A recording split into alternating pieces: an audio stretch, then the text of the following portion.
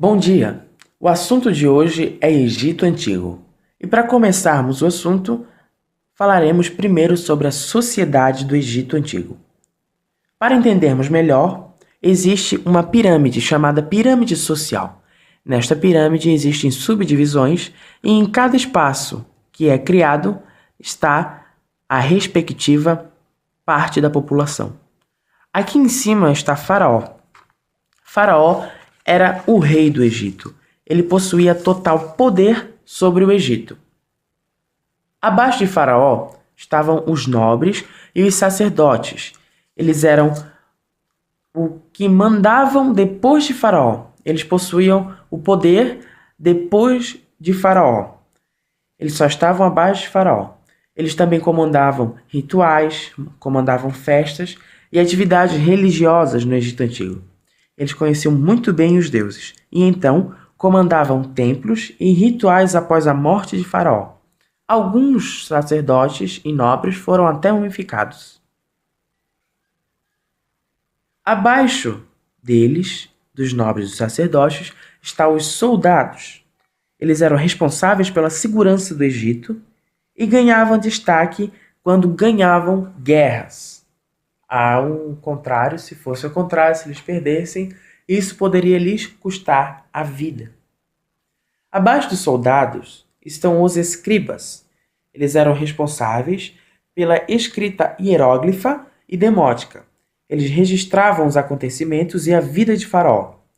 Os escribas escreviam em papiro, paredes de pirâmides e placas de barro ou pedra. E eles também eram responsáveis por cobrar os impostos. Abaixo dos escribas estão os comerciantes e os artesãos também. Nós podemos falar dos dois, né? Os comerciantes e os artesãos trabalhavam, em sua maioria, para Faraó e nobres. Tinham alguns também que trabalhavam por conta própria, né? Eles eram autônomos. Mas na maioria os artesãos faziam máscaras funerárias, estatuetas e utensílios. E os comerciantes tratavam de vender e trocar essas mercadorias com povos, né? Por exemplo, povos da Fenícia, povos da Somália e por aí vai. Também temos os camponeses. Os camponeses constituíam um grupo social bem numeroso e trabalhavam nas terras de Faraó e de seus grandes senhores.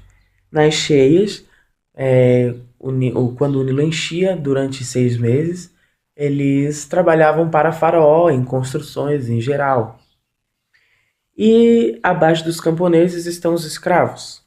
Os escravos, eles eram inimigos capturados como forma de conquista, né? E trabalhavam e não recebiam nenhum salário. Afinal, eles eram os escravos, né? Só ganhavam roupas velhas e a comida necessária para se viver. Eram constantemente castigados, como forma de punição, e não tinham algum direito. O próximo assunto, dentro do Egito Antigo, é a economia. A economia no Egito Antigo era baseada na agricultura. O rio Nilo, com suas cheias de 6 meses, era uma dádiva dos deuses para os egípcios. As terras cultivadas pertenciam a Faraó, considerado pelo seu povo rei, Deus e Senhor absoluto, mas eram controladas pelos sacerdotes, escribas e chefes militares que administravam os trabalhadores livres e os escravos que ali cultivavam a terra. Uma das características da economia egípcia era o poder centralizador do Estado na figura do faraó. A pedido do imperador, os artesãos eram requisitados para a construção de templos e para a fabricação de armas para o exército. Com isso, o comércio externo tornou-se possessão do Estado, pois só ele dispunha de material em demasia para a exportação. Alimentos cultivados. Após a cheia, a terra era fértil. Então os camponeses voltavam para continuar o plantio.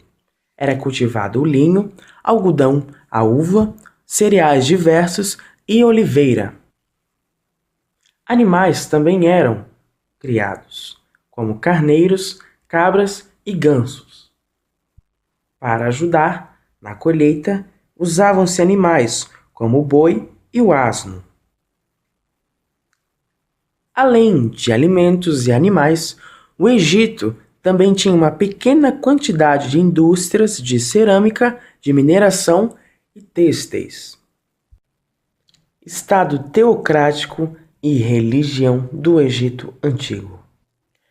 Para entendermos melhor, é necessário que entendamos o conceito de teocrático, que remete à teocracia.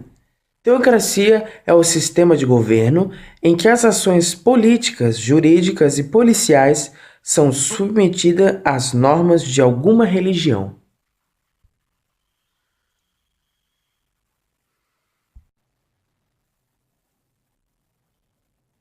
O julgamento da alma se dava da seguinte forma: o espírito apresentava-se diante de vários deuses na chamada Sala da Verdade, onde havia uma balança.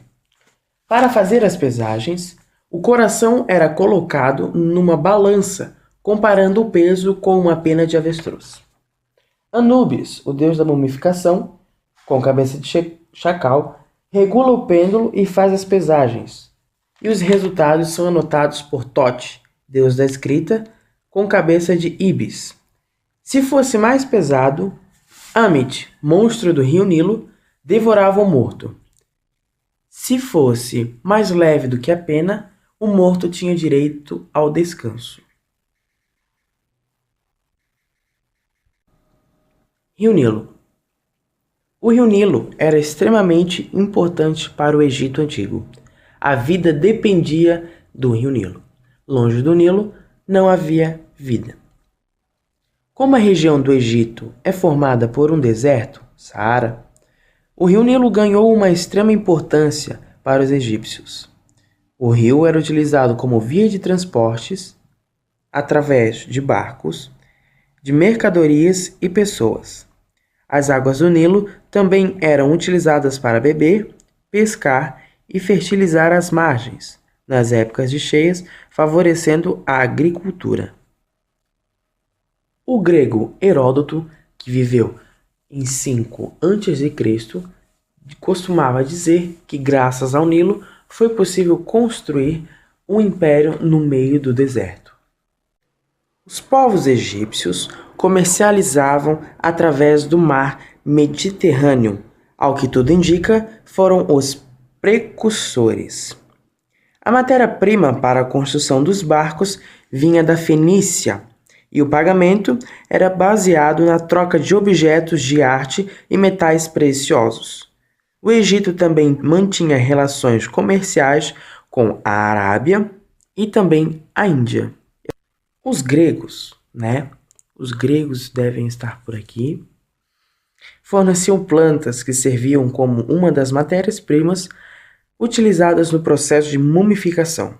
Através de uma feitoria concedida na margem esquerda do delta, os estabelecimentos comerciais que ali existiam efetuavam trocas, como vinho, azeite, a cerâmica e alguns produtos metalúrgicos pelo trigo que faltava em suas cidades de origem. As pequenas operações comerciais internas eram feitas por troca direta. Não existiam moedas, porém circulavam objetos de cobre e de ouro com peso estável. No período pré-dinástico, as pessoas viviam em nomos, comunidades. Menes unificou o Egito e passou a se chamar Antigo Egito. No Antigo Império, as pirâmides, antes de ficarem bem estruturadas, se chamavam de mastaba. Depois de evoluírem, tornou realmente uma estrutura piramidal. A Pedra de Roseta foi uma descoberta importante para a compreensão dos hieróglifos. No Médio Império, a prosperidade era econômica. A capital era Tebas. No Novo Império, é o período dos faraós. Akhenaton achava que o politeísmo era errado e formou o monoteísmo, que era para adorar o sol. Akhenaton foi substituído por Tutankhamon, que restabeleceu o politeísmo. Cleópatra era grega e começou a governar em 51 a.C. O Vale dos Reis, que fica perto do rio Nilo, foi encontrado a tumba de Tutankhamon.